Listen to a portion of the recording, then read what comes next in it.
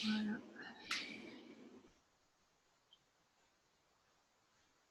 C'est parti. C'est parti. Bonjour tout le Ok. monde, bonjour Laurence. Bonjour. Ravie de vous revoir. Donc la dernière fois, on a travaillé, on a parlé de la joie dans le business, comment mettre de la joie dans le business. Et on a parlé aussi d'irrationalité, comment être du coup irrationnel. Euh, et là, on peut aborder le même sujet par la question du choix.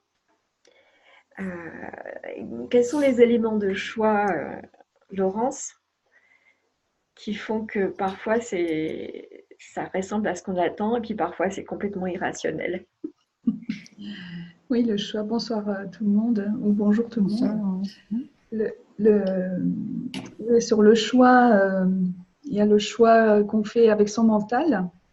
Donc, peser le pour, le contre, faire une colonne avantage, une colonne inconvénient, et puis c'est pas forcément, il va pas y avoir forcément une solution qui va sortir. Ça va être voilà, quelquefois, on veut choisir et on n'y arrive pas. Voilà, on balance entre les deux, j'y vais pas. Mm. Donc, dans son business aussi, dans sa vie en général, hein, voilà, quand on a des choix à faire. Alors, souvent, on parle de décision. Alors, est-ce qu'il faut prendre la bonne décision, celle qui va engager voilà, l'entreprise, celle qui va engager sa vie donc, il y a aussi cette pression qu'on peut ressentir par rapport à des décisions à prendre ou des choix à faire. Et, si on pouvait faire ça autrement, en fait, est-ce qu'il pourrait y avoir une autre possibilité que d'avoir cette pression constante au niveau des choix qu'on souhaite faire? Et donc, dans cette business hour, on parle un peu des outils d'Access Consciousness. Donc, cette méthode alors, on peut dire de coaching de vie perso, de vie professionnelle aussi, et puis de business, parce que les outils qui sont dans cette méthode, ils peuvent servir dans plein de domaines. Et notamment donc, au niveau du choix, on va pouvoir regarder différemment, déjà de ne pas parler de décision, mais de choix, dans le sens où on peut faire un autre choix si on se rend compte que celui qu'on a fait ne nous convient pas ou ne nous convient plus. C'est aussi s'autoriser à dire bah, je me suis trompée et je vais choisir autre chose. Donc ça, c'est pas forcément quelque chose dans lequel on est habitué, parce qu'on nous met plutôt la pression à dire il faut faire le bon choix, celui que voilà, on s'engage, on ne peut pas revenir en arrière. Et si au contraire, on s'autorisait à se dire bah, voilà, je fais ce choix-là et si ça ne me convient pas, je change, je choisis autre chose. Peut-être qu'il faudra s'excuser auprès des personnes bah, qui vont peut-être être impactées par ce changement. Et en même temps, c'est aussi se faire confiance et se respecter aussi. Parce que quelquefois, on choisit quelque chose et il y a une petite voix au fond de nous qui dit choisis ça parce que c'est ce qu'on attend de moi, par exemple. Et, en fait, on sent que non, ça ne va pas le faire, quoi, ça ne va pas marcher. Mais on le fait quand même parce qu'on attend de nous. Souvent, c'est ça, par rapport au rôle qu'on joue, par rapport, si on est dans l'entreprise, bah, la position qu'on a, on peut être quelquefois mené vers un choix qui n'est pas forcément celui qui va nous convenir ou celui qui va permettre de faire évoluer les choses. Et donc, avec ces outils d'Access Consciousness, on peut regarder ça autrement, donc déjà se donner moins de pression, et aussi regarder dans notre corps, utiliser notre corps pour faire des choix plutôt que notre mental. Donc ça marche dans le business, dans les affaires, pour tout, dans tout ce qu'on a voilà, dans la vie de tous les jours. Et c'est de regarder dans notre corps ce qui, voilà, si on se dit, tiens, si je choisis ça, de regarder si ça va être léger ou lourd, de prendre telle ou telle option et de regarder dans notre corps voilà, ce qui va être juste pour nous, ce qui va être, on dit léger, mais c'est ce qui va pétiller peut-être, ça va être quelque chose où on sait qu'on va avoir de la joie si on va dans cette voie-là. C'est de regarder ça et puis au lieu d'avoir notre mental peut-être va nous dire mais non, c'est pas logique, dans cette situation, c'est ça qu'il faut faire, etc.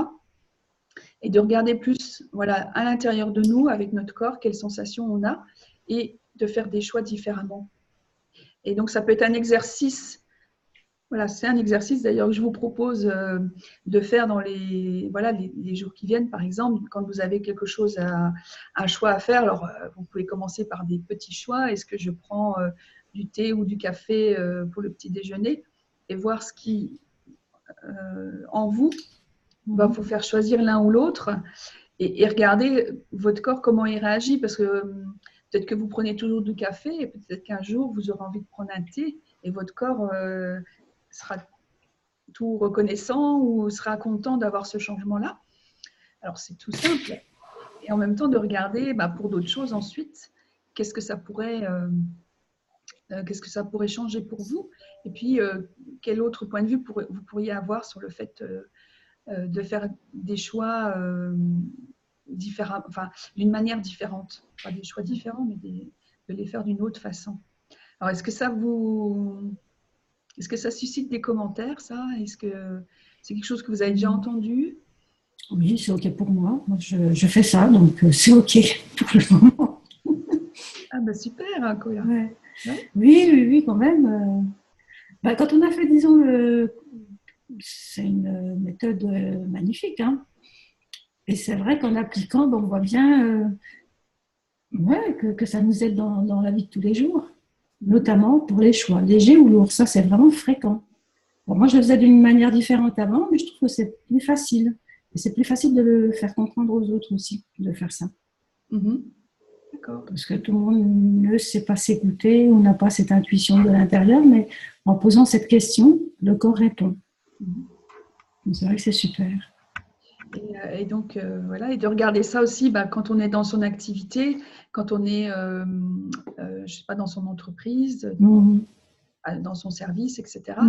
De l'utiliser aussi et voir ce que ça Tout à fait. D'avoir une autre possibilité, en fait, de faire ça de manière différente, et de voir est-ce que ça peut déclencher, est-ce que ça peut créer d'autres, parce que ça peut Tout à fait. Ça part du principe que notre corps est plus malin que notre esprit, c'est ça? Notre mental, à qui on donne beaucoup de puissance, beaucoup de pouvoir et beaucoup de certitude. Apparemment, il a plus la possibilité de se tromper que le corps. Tu peux un peu développer ça? Oui, en fait, notre mental, il va nous proposer que ce qu'il connaît, ce qu'il a déjà vécu. Donc, c'est plutôt basé sur la mémoire, sur le passé, sur des choses qu'on a déjà faites ou qu'on a déjà vues. Et donc, il n'y a pas beaucoup d'innovation là-dedans. Ça va être des choses plutôt à partir du passé qu'on va faire des choix, par exemple, dans ce cas-là. Et donc, ça va être limitant puisque ça va être parmi une boîte où il y a différentes choses qu'on a faites. Le mental, il va piocher là-dedans. Donc, les propositions qui vont être faites par notre mental, elles vont être limitées dans le sens où c'est que des choses qu'on a déjà traversées par le passé. Et donc, même l'imagination, quand on dit, bah oui, mais j'ai de l'imagination, je peux inventer des trucs. L'imagination, c'est aussi notre mental qui nous amène des choses qu'il connaît. Et donc, voilà pour le mental. Et l'idée, c'est de voir ce qu'on peut faire pour contourner le mental, faire autrement, pour sortir de ce truc qui nous limite. Et à partir de là, de regarder avec notre corps qui, lui, c'est un peu comme une boussole, un GPS. On pourrait comparer ça, notre corps à ça, en fait, qui a sa propre conscience et qui est toujours présent pour nous, en fait. Et de lui faire confiance et de justement s'amuser, s'exercer à demander à notre corps comment il voit la situation, mais comment il perçoit les choses et quelles sensations ça va nous procurer et comment on peut dialoguer avec notre corps, comment il nous dit un oui, comment il nous dit un non, par exemple. Alors, ça rejoint le léger et le lourd, voir ce qui est léger pour nous, comment ça se représente dans notre corps, Et ce qui, au contraire, c'est lourd, voir comment ça se manifeste dans notre corps et prendre ça comme point de repère pour après avoir de plus en plus confiance dans cette façon de faire et puis de plus en plus faire des choix à partir de ce que notre corps nous fait savoir, en fait. Toutes ces questions qu'on a au travers de lui. Une sorte d'intuition corporelle, c'est ça? Oui, c'est ça. Et puis, Un savoir corporel? ouais. Et qui, en fait, est toujours juste, si tant est qu'on puisse l'entendre ou qu'on puisse le percevoir et le reconnaître. Et quand je disais tout à l'heure, quelquefois on fait des choix, mais aussi on sait au fond de nous que ça ne va pas le faire. Et si on regarde ce genre de situation, eh ben, c'était lourd en fait. On avait cette sensation de lourdeur, mais notre mental prenait le dessus en disant si, c'est ça qu'il faut faire dans cette situation-là, il n'y a pas d'autre choix, etc. Et quand il y a ce truc qui nous freine, eh ben, c'est ça la lourdeur et si ça se reproduit là bientôt dans différentes situations, d'y prêter attention puis de voir ce que ça ferait si vous écoutiez justement ce que votre corps manifeste pour justement vous aider à faire d'autres choix peut-être ou pas. Hein. Après, voilà, c'est à expérimenter en fait. Hein. Et donc, il y a ce côté de faire confiance aussi, de se faire confiance avec ce qu'on perçoit autrement, en fait. Et donc, ça, c'est assez... moi, quand j'ai appris ça, enfin, quand j'ai entendu ça, je me dis, c'était un peu... parce que bon, je suis très cartésienne. Donc, pour moi, c'était bizarre. Et puis petit à petit, donc je me suis dit, je vais prendre ça comme un jeu, puis m'exercer. Et je m'exerce toujours encore, hein, parce que voilà, souvent le mental, il revient au galop. Et puis, il nous... voilà, c'est cette voix qui nous dit, mais si, regarde, c'est ça qu'il faut faire. Enfin voilà, on a cette pression qu'on se met. Et donc le plus possible de prendre le temps et de regarder différemment, en fait. D'écouter son corps et de voir ce qu'on peut faire autrement. Tout à fait. Donc après, est-ce qu'il y a d'autres... il y avait un truc aussi qui m'était revenu par rapport au choix, où je disais on n'a pas le choix aussi, ça peut être un autre aspect aussi de l'aspect dans le fait de choisir, c'est de regarder, est-ce que... en fait, on a toujours le choix, même s'il n'y en a qu'un, mais il y en a toujours au moins un. Et c'est aussi de se dire, voilà, en écoutant son corps, qu'est-ce qu'on peut voir comme autre choix possible. Et même s'il n'y en a qu'un, qui peut être difficile, après, voilà, voir ce qui en est... Est-ce qu'on va jusqu'au bout? Est-ce qu'on écoute de l'entourage? Est-ce qu'on écoute l'environnement et tout ça? Puis petit à petit se faire sa propre expérience par rapport au fait de choisir. Parce que c'est pas si facile que ça de choisir. Quelquefois, on attend que ce soit les autres qui choisissent pour nous, en fait. Ou que les circonstances fassent que on soit dans le non-choix.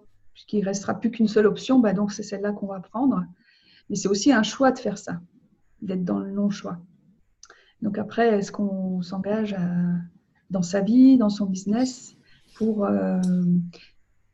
faire vraiment les choix qui nous conviennent et jusqu'où est-ce qu'on est prêt à aller, à s'engager pour vraiment choisir ce qui nous convient, ce qui marche pour nous.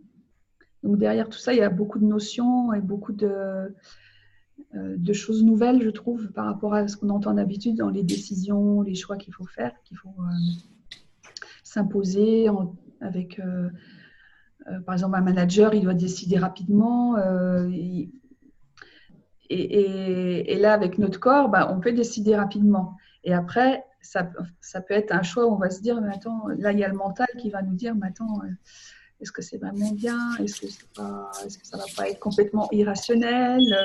Il peut y avoir des choix irrationnels qu'on perçoit avec notre corps et est-ce qu'on est prêt à aller jusqu'à suivre ce choix irrationnel qui peut-être va nous mener vers quelque chose d'irrationnel, mais de complètement nouveau ou complètement différent par rapport à ce qu'on aurait imaginé que ça allait faire. Toujours imaginer, donc voilà, avec le mental, avec le côté limitant de ce qu'on connaît déjà, de ce qu'on a déjà expérimenté. Et ce sujet du choix donc, est vraiment quelque chose de... c'est un point clé en fait dans notre vie, dans notre business, dans ce qu'on fait. Oui, faire les bons choix. Oui, tu voulais dire quelque chose, Cola? Moi, je disais oui, faire les bons choix, c'est ce qui est le plus difficile dans la vie. Ouais. Oui, c'est ça. Alors, après de se dire, si ce n'est pas le bon choix, je changerai aussi. Tout à fait. Ouais, chose qu'on fait facilement aujourd'hui qu'avant. Oui. Avant, il y avait une espèce de rigueur, on se met sur un chemin, on se disait, non, on va jusqu'au bout, même si, voilà. Ouais. Effectivement, aujourd'hui, on a vraiment plus de choix. Oui, c'était, tu es parti sur cette voie, il faut que tu en assumes les conséquences. Et c'était ad vitam aeternam, très, très compliqué, très lourd, du coup. Oui, tout à fait. Maintenant, c'est vrai qu'on peut... on se donne plus le droit. Oui, c'est plus facile, même si ce n'est pas encore super facile. Et surtout dans le domaine du travail, dans le domaine professionnel, par exemple, si on se trouve sur un job qui ne nous convient pas, après, il peut y avoir de la pression par rapport au chômage, le fait de retrouver autre chose, d'avoir commencé et de ne jamais finir ce qu'on entreprend. Enfin, il y a aussi ce genre de choses qui peut se présenter. Et il y a aussi de la pression par rapport à ça. Et en même temps, maintenant, on n'est plus dans beaucoup de cas, on n'est plus à faire une carrière complète chez un employeur. On est plus à changer, à évoluer peut-être plus rapidement. Puis il y a le contexte. Enfin, voilà, il y a beaucoup de choses, peut-être beaucoup de points de vue aussi autour de ça. Et le fait de se dire, je commence quelque chose et je m'autorise à changer, surtout si je vois que ça ne marche plus pour moi. Et qu'est-ce qu'il faudrait pour qu'on puisse faire ça de la manière la plus fluide possible, de manière aisée et sans se culpabiliser aussi par rapport au fait qu'on change, qu'on est peut-être une girouette, qu'on est peut-être... on ne sait pas ce qu'on veut, qu'on entreprend plein de choses et qu'on finit rien. Donc, il y a tous ces points de vue aussi qu'on peut... déjà, si on les perçoit, de se dire, je passe outre, je les laisse partir et j'écoute mon corps justement qui va m'indiquer ce qui est bon pour moi en fait. Et voilà, en utilisant ce GPS, on va pouvoir avancer plus facilement et en même temps plus facilement dans les choix qu'on va faire. Mais quelquefois, ça peut être un peu plus compliqué si c'est des choix qui vont à l'encontre de l'ordre établi, qui vont à l'encontre de toute rationalité. Et comment regarder ça. Et puis, voilà, donc c'est aussi quelque chose, des exercices qu'on peut faire et puis petit à petit devenir plus à l'aise avec ça, qui vont permettre d'être plus bienveillant aussi envers soi-même, en s'écoutant plus et vraiment en choisissant ce qui va marcher pour nous. Et ça, c'est vraiment, enfin moi, de mon point de vue, c'est innovant et puis qu'est-ce qu'il faudrait pour qu'on ose tous faire ça et qu'on puisse avancer dans ce côté-là et à faire des choix vraiment qui marchent pour nous, qui nous font avancer aussi. Et aussi dans la business hour, d'être aussi dans le côté c'est mon activité et j'avance avec ce qui marche pour moi en fait. On pourrait parler de surfer sur la vague parce qu'en fait quand je fais un choix, j'avance dans une certaine direction et là je peux évaluer plutôt que de dire où ça va marcher, et puis en fait, j'en sais rien, c'est un choix, et puis je ne prends pas du tout en compte ce qui se passe autour, ou j'ai peur que ça ne marche pas, que ce ne soit pas le bon choix, du coup, j'y vais qu'à moitié. Et en fait, c'est un petit peu comme surfer sur la vague.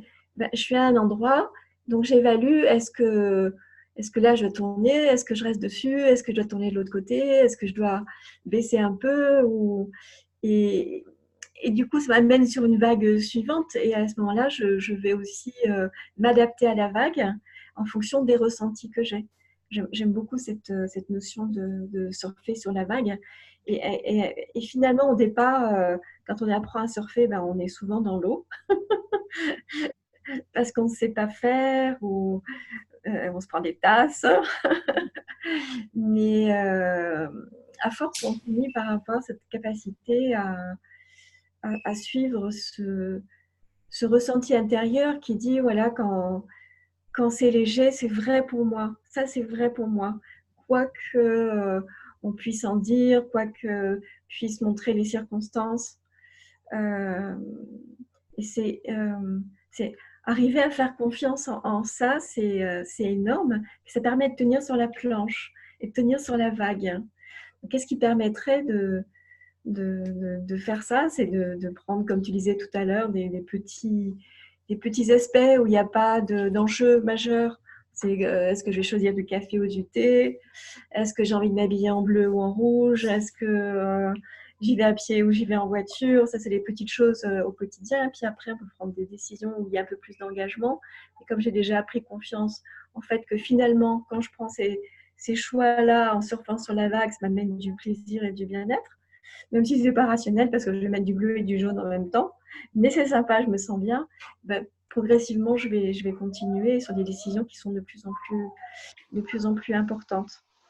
Et puis, il y a un autre élément de choix, c'est une question d'accès que j'aime beaucoup, qui va utiliser aussi ce ressenti intérieur, pour passer au-delà du mental, au-delà des circonvolutions intellectuelles, des projections, des calculs.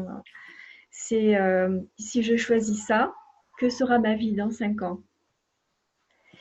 Et si je ne choisis pas ça, que sera ma vie dans 5 ans? Et parfois, on se rend compte que ça n'a aucune importance, que je choisisse pas ma vie dans 5 ans, elle ne sera pas changée. Et parfois, on a la sensation vraiment importante, ah oui, mais si je ne choisis pas ça, ma vie, ça va pas être bien, ça va pas aller, c'est lourd, il y a une contraction, ou il y a une tristesse, ou même une douleur physique qui peut monter.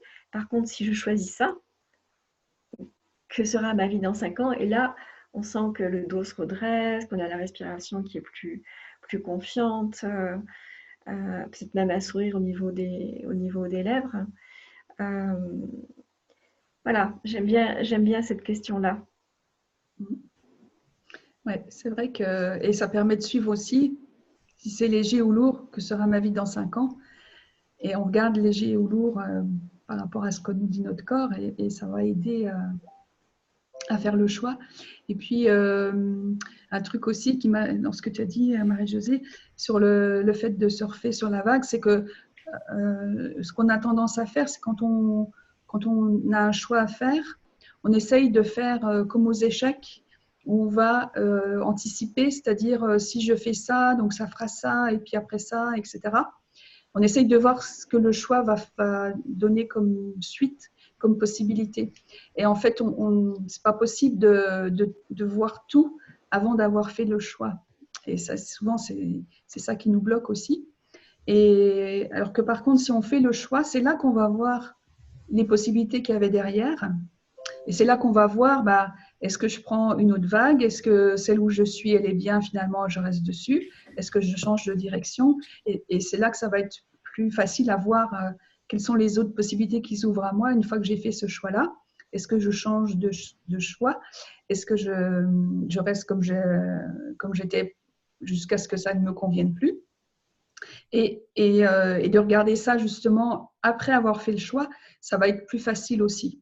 Alors aussi, s'entraîner et regarder les possibilités qui s'ouvrent à chaque fois qu'on fait un choix, et puis de se dire, ok, je fais le choix et je peux revenir en arrière ou faire un autre choix, suivant ce que je vais voir derrière, les possibilités qui seront présentes pour moi une fois que j'aurai fait ce choix.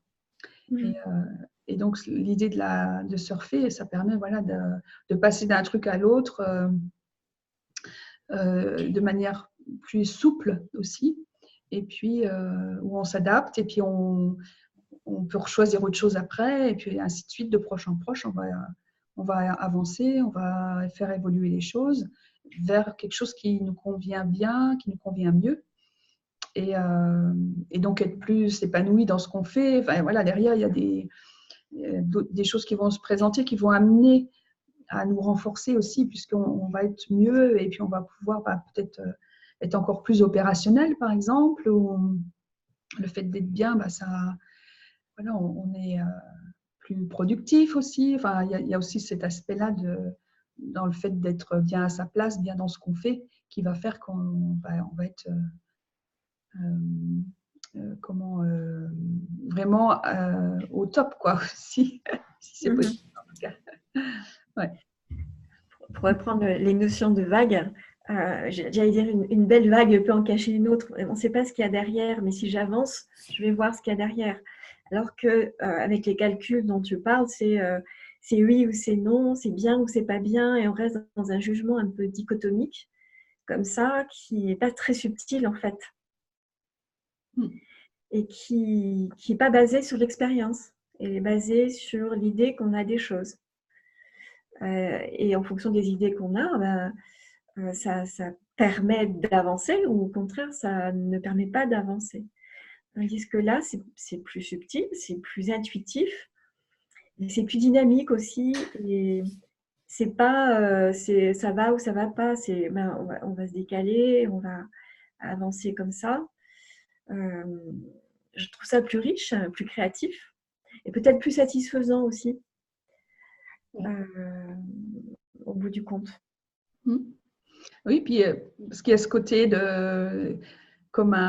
ça peut être vu comme un jeu aussi, enfin, vu comme quelque chose comme une aventure. On va passer d'un truc à l'autre, on regarde d'une manière différente, et en prenant ça comme un jeu, ou comme quelque chose en lui donnant moins de signification que la décision lourde, etc. C'est ça aussi qui fait qu'il y a cette légèreté qui peut s'installer, et qu'on puisse se sentir mieux et bien dans ce qu'on fait, et aussi à l'écoute d'autres choix qu'on pourrait faire, et voilà, où on va être plus dans la conscience aussi de ce qu'on fait, parce qu'on va être plus à ce qu'on fait, plutôt qu'à regarder dans le passé quel autre choix on aurait pu faire, à peut-être se culpabiliser ou avoir plein de doutes, alors que si on est bien dans ce qu'on fait, c'est comme une évidence en fait, hein. Et donc, ça permet d'avancer, d'être bien, et puis d'être bien dans ses baskets, hein, aussi. Donc Ça rejoint la joie dans le business de la dernière fois. Ah oui, c'est vrai. Ouais. C'est un élément de choix et de joie. Ouais. Parce que l'idée quand même dans la vie, alors professionnelle et personnelle, si c'est pas d'avoir de la joie, d'être bien, et de faire des choses qui nous plaisent, et qui nous font avancer, qui nous font évoluer, c'est quoi sinon c'est quoi le but autrement, hein? C'est quoi l'objectif? Donc, faisons des choses qui nous conviennent, qui nous nourrissent, hein, qui nous permettent d'ouvrir aussi, de nous élargir, mais enfin d'élargir notre vision des choses, d'élargir notre champ d'action, voilà, de s'épanouir aussi au travail. Est-ce qu'il y a des questions? Non, pas de questions. Moi, j'ai plein de choses encore sur le choix, mais je pense qu'on va les garder pour la prochaine fois. Oui. Parce que là, il est déjà 19h30. Ouais, ça va vite. Mhm. Ça va vite. Et puis, c'est un bon élément déjà à explorer sans rajouter d'autres éléments. Mhm. Et puis ça peut être, si on en reparle la prochaine fois, pendant ces 2 semaines, d'expérimenter. Tiens, si je choisis ça, comment ça va être pour moi? Est-ce que c'est lourd? Est-ce que c'est léger? Comment sera ma vie dans 5 ans? Et voilà, s'exercer petit à petit en démarrant par des petits trucs et puis en faisant grandir ses choix, en regardant, ou peut-être si vous avez un choix à faire actuellement et que vous ne savez pas trop par quel bout le prendre, justement de changer de point de vue et puis de dire tiens, et si je choisissais, si je regardais voilà, si c'est léger ou lourd pour moi par rapport à la décision que j'ai à prendre, et voir voilà, ce qui vient en vous et vous entraîner aussi. Je donnerai juste un petit exemple personnel.